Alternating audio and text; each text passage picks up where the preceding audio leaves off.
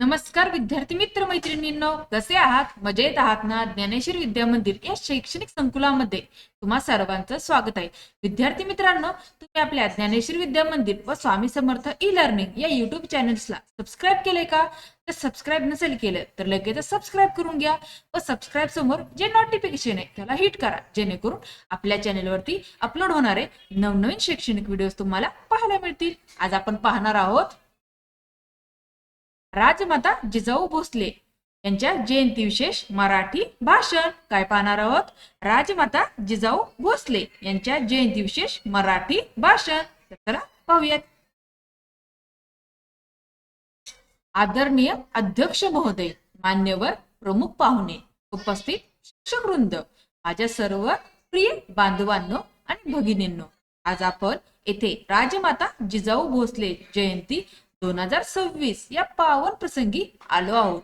ही माझ्यासाठी अत्यंत गौरवाची बाब आहे. 12 जानेवारी हा दिवस केवळ एका महान स्त्रीचा जन्मदिवस नसून तो स्वराज्याच्या संकल्पनेचा उगम दिन आहे असे म्हटले तर वावगे ठरणार नाही. राजमाता जिजाऊ या छत्रपती शिवाजी महाराजांच्या मातोश्री होत्या, परंतु त्या केवळ एका राजाच्या माता नव्हत्या, त्या संपूर्ण राष्ट्राच्या प्रेरणास्थान होत्या. त्यांच्या विचारातून, संस्कारातून आणि त्यागातूनच शिवाजी महाराजांसारखा महान राजा घडला. राजमाता जिजाऊ यांचा जन्म 12 जानेवारी 1598 रोजी महाराष्ट्रातील सिंदखेड राजा येथे झाला. त्यांचे वडील लखुजी जाधवराव हे निजामशाहीतील पराक्रमी सरदार होते. त्यामुळे जिजामातांवर बालपणापासूनच शौर्य, स्वाभिमान, धर्मनिष्ठा आणि राष्ट्रप्रेमाचे संस्कार झाले. त्या काळात स्त्रियांना शिक्षण आणि निर्णय स्वातंत्र्य फारसे नव्हते, परंतु जिजामाता या विचारांनी अत्यंत प्रगल्भ आणि धैर्यवान होत्या. जिजामातांचा विवाह शहाजीराजे भोसले यांच्याशी झाला. पुढे शिवाजी महाराजांचा जन्म झाला आणि जिजामातांनी त्यांच्या संगोपनाची जबाबदारी अत्यंत निष्ठेने स्वीकारली. त्यांनी शिवाजी महाराजांना केवळ युद्धकला शिकवली नाही, तर न्याय, नीती, सत्य, धर्म आणि जनतेबद्दलची जबाबदारी यांचे संस्कार दिले. पुण्याच्या लाल महालात जिजामातांनी शिवाजी महाराजांना रामायण, महाभारत आणि संतांच्या कथा सांगितल्या. या कथांमधून त्यांनी राजा हा प्रजेचा सेवक असतो ही भावना शिवाजी महाराजांच्या मनात रुजवली. स्वराज्याची संकल्पना जिजामातांनीच शिवाजी महाराजांच्या हृदयात रोवली असे इतिहास सांगतो. जिजामातांचे जीवन संघर्षांनी भरलेले होते.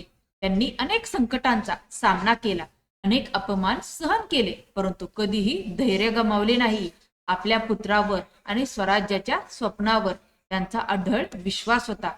शिवाजी महाराजांनी ज्या ज्या मोहिमा यशस्वी केल्या त्या प्रत्येकामागे जिजामातांचे संस्कार होते. राजमाता जिजाऊ या स्त्री शक्तीचे जिवंत उदाहरण होत्या. त्यांनी सिद्ध करून दाखवले की एक माता केवळ कुटुंबच नाही, तर संपूर्ण राष्ट्र घडवू शकते. त्यांच्या विचारातूनच आदर्श नेतृत्व, शिस्त, करुणा आणि राष्ट्रप्रेमाची बीजे. 17 जून 1674 रोजी रायगडावर जिजामातांचे निधन झाले. विशेष म्हणजे याच वर्षी शिवाजी महाराजांचा राज्याभिषेक झाला. जुनं स्वराज्य साकार झाल्याचे पाहूनच जिजामातांनी आपले नश्वर शरीर सोडले. त्यांचे जीवन हे त्याग, कर्तव्य आणि मातृत्वाचे सर्वोच्च उदाहरण आहे. आज जिजाऊ जयंती साजरी करताना आपण केवळ फुलहार अर्पण करून थांबू नये. त्यांच्या विचारांचे आचरण आपल्या जीवनात करणे हीच त्यांना खरी श्रद्धांजली ठरेल.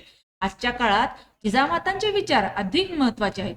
नैतिक मूल्यांचा ऱ्हास, स्वार्थी वृत्ती आणि अन्याय वाढत असताना जिजामातांचे आदर्श आपल्याला योग्य दिशा दाखवतात. विद्यार्थी मित्रांनो, जिजामातांकडून आपण संस्कारांचे महत्व, ध्येयवाद आणि स्वाभिमान शिकला पाहिजे. पालकांनी जिजामातांसारखे संस्कार आपल्या मुलांवर घडवले तर देशाला उद्याचे सक्षम नागरिक मिळतील. महिलांनी जिजामातांकडून आत्मविश्वास, धैर्य आणि नेतृत्व गुण आत्मसात करावेत. शेवटी एवढेच म्हणेन की जिजाऊ म्हणजे स्वराज्याची जननी, जिजाऊ म्हणजे स्वराज्याची जननी, जिजाऊ म्हणजे संस्कारांची शाळा, जिजाऊ म्हणजे संस्कारांची शाळा, जिजाऊ म्हणजे राष्ट्रघडणीची प्रेरणा, जिजाऊ म्हणजे राष्ट्रघडणीची प्रेरणा. चला तर मग जिजामातांचे विचार मनात ठेवून एक सशक्त, न्यायप्रिय आणि स्वाभिमानी भारत घडवण्याची शपथ आज आपण सर्वजण घेऊया. जय जिजाऊ, जय शिवराय, जय हिंद. अशा प्रकारे आज आपला जिजाऊ माता यांच्याविषयीचा निबंध भाषण संपलेलं आहे. तुम्हाला हे भाषण जर आवडलं असेल तर भाषणाला जास्तीत जास्त शेअर करा. चॅनेल नवीन असणाऱ्या चॅनेलला सबस्क्राईब करा. धन्यवाद.